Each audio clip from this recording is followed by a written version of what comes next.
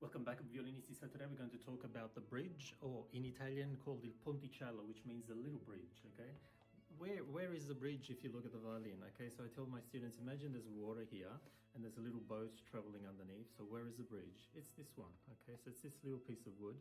The strings are basically in tension around 25 to 30 kilos. They're really pulling and they're pressing down on that bridge around 7 to 9 kilos.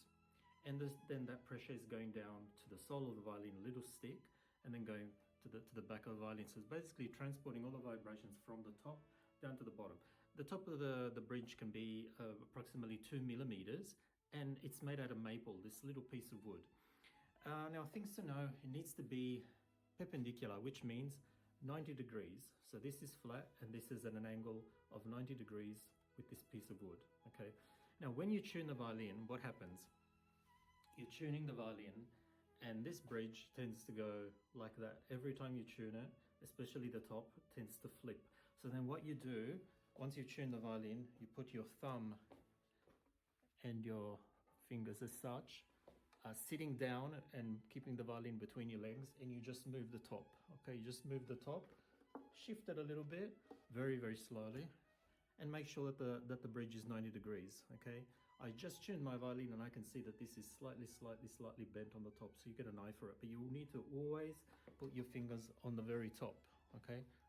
On the top of the bridge, and then you move it back a little bit, but very, very, very slowly, okay?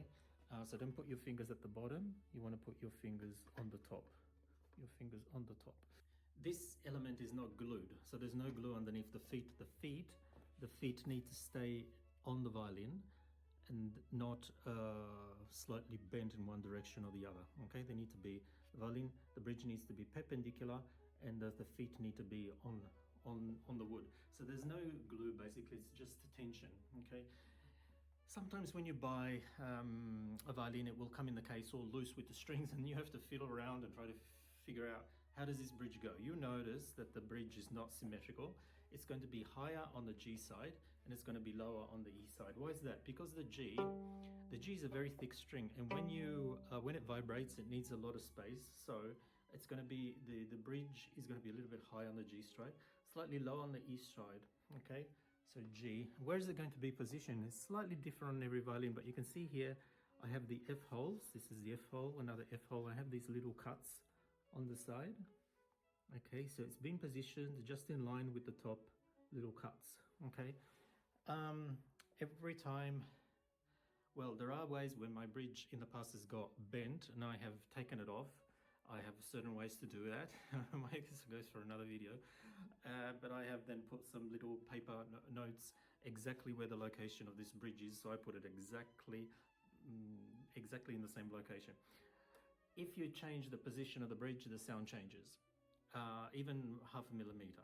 Okay, so you want to watch out. And it's not one thing that you say, okay, I'm just tired of this bridge, I'm going to get another bridge. Watch out, because if you change the shape, it changes the personality of the violin, the brightness, the response speed, the projection of your violin. So it's not something that you can just get from another violin and try on. Generally, the bridge will last 5 to 10 years, and then you go to a luthier, and the luthier will be basically playing your violin and then putting, adapting a bridge for your violin. And even just a little shave, an extra shave of the bridge can change the projection of your violin. So there's things that you can't really learn by yourself. You want to go to a professional that's got an ear for these things. I think we said it's also made out of maple wood. And yeah, keep it always checked after you tune the violin, that it's always straight and perpendicular, because if it's not, it could collapse. All the strings could go down, fall, and then the little stick inside, which if you look through, there's a little stick basically from the top plate to the bottom plate, could fall down. So that's a little bit dangerous.